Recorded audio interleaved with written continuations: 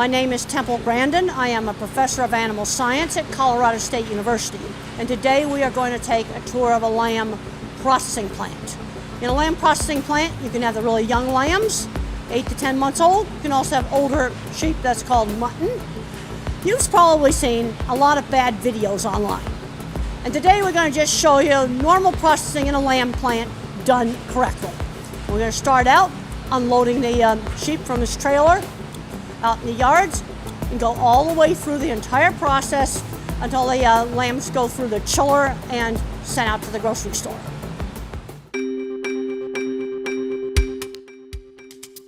There are 4 decks of sheep on this trailer. One of the unique things about sheep is they use specially trained lead animals to move the sheep. Sheep have intense following behavior to follow the leader. And using trained lead animals is a really good low-stress way to move the animals. These are the trained leader sheep. They're just waiting now for the truck to start unloading. They'll have leaders that are trained for the truck and use other leaders for taking the animals through the yard and up into the plant. Calm, quiet animal handling is the right thing to do. It improves animal welfare, and you're going to have better quality meat. Animals that get agitated the last few minutes prior to stunning can have tougher meat. Sheep have a very strong instinct to follow. That instinct is much stronger than it is in cattle and pigs. And when you're handling sheep at the processing plant, you can use that instinct. Trained leader animals are often used, and the other sheep are going to follow them. They got a very good non-slip floor here at this plant. I can't emphasize enough the importance of non-slip flooring, and they've done a good job on that.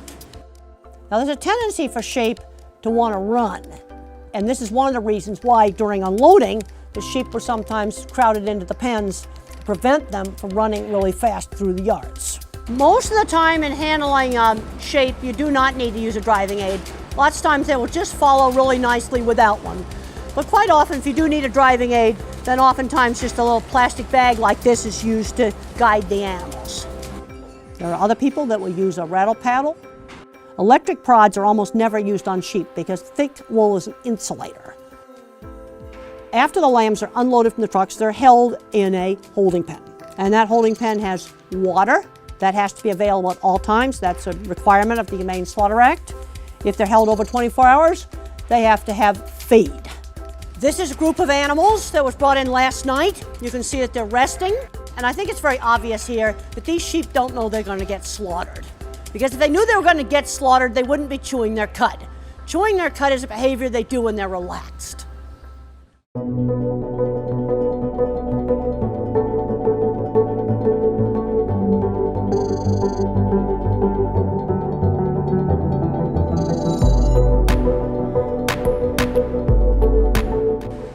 On this chute leading up to the stunner, this outer side here is solid, so the sheep don't see people walking by the doorway. It also has shields so that the sheep don't see the person. Now, once you get a line of sheep going, they will follow. Sheep are great followers.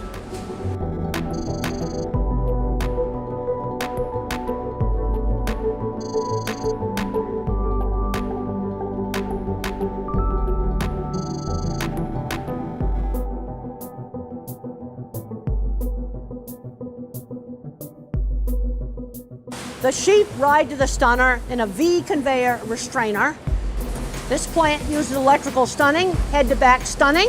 They have to wet it first to make good electrical conductivity. Electrical stunning will cause instantaneous unconsciousness by passing a current through the brain. And when you pass a current through the brain, it causes a grand mal epileptic seizure. And then the back electrode simultaneously stops the heart.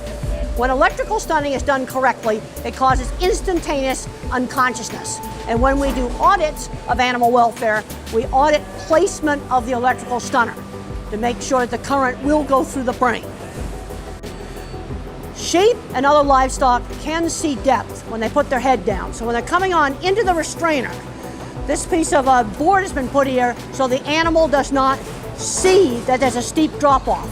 If they see the visual cliff effect, they won't go in. And when they didn't have this piece of board sitting here, it was hard to get the sheep into the restrainer.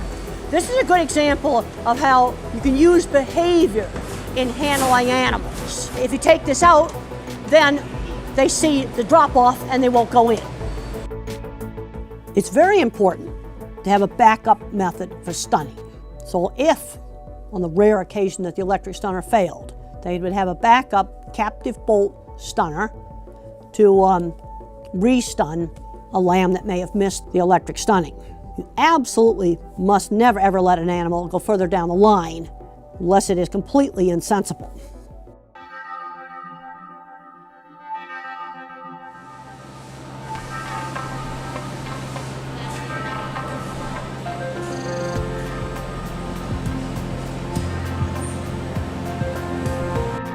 Most plants will do an internal audit at least once a week of stunner placement, and then they'll also go down into the bleeding area and audit to make sure that the lamb remains insensible. With electric stunning, you check for insensibility by waving your hand in front of their eye, maybe pinch the ear, and when the animal's hung on the rail, there must be absolutely no tendency for it to try to raise up its head. These particular sheep are not kicking, but sometimes you will see kicking, and that can occur in completely unconscious animals. There's the walking circuits right there in the spine, and when the brain is put out of commission, the walking circuit sometimes goes crazy, sometimes it does not.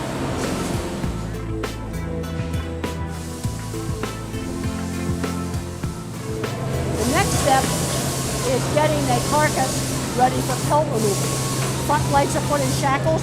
This is called a New Zealand inverted chain. There's been continuous improvement on dressing procedures to keep meat sanitary. And one of the most important places for food safety is pelt removal process to be done in a sanitary manner. So the dirty wool is always being pulled away from the meat. And when the pelt puller pulls the pelt off, it's pulling downward so the dirty wool does not contaminate the meat. As the carcass moves down the line, it will get into the evisceration station where the innards are taken out. And this also is done in a really sanitary manner. They have to be very careful not to cut the innards.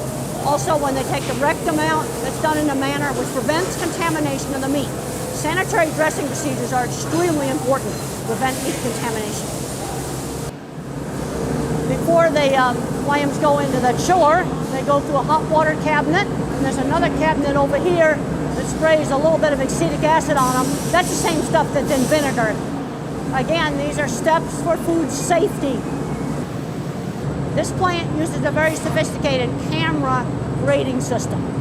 A camera takes a picture of a side view and a back view of each lamb carcass. It looks at the shape of the carcass, that's called the conformation. It also looks at the amount of fat. And then a computer can determine what the quality grade is from this picture.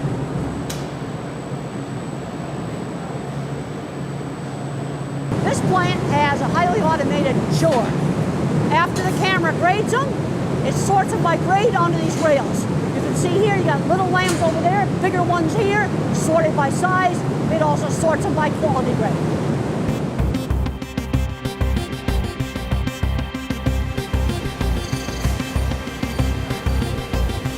After the lamb carcasses exit from the cooler, they are then cut into primers, which are just big sections of meat.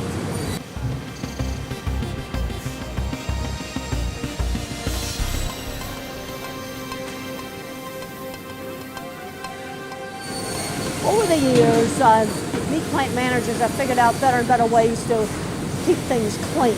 And one of them is using plastic disposable aprons. Aprons are very difficult to clean. So each day, the employee gets a new plastic apron. And that may sound wasteful to do that, but from a food safety standpoint, it's one of the best things you can do.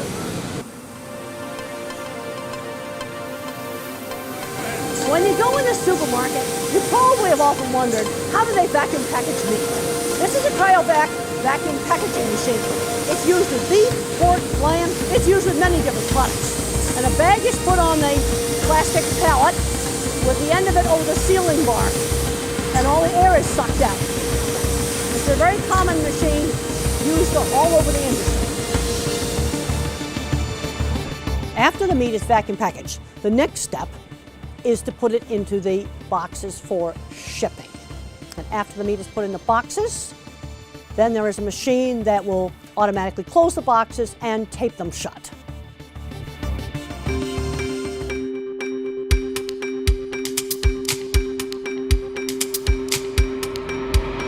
now come to the end of your tour, and both the Meat Institute and the USDA cares very much about animal welfare.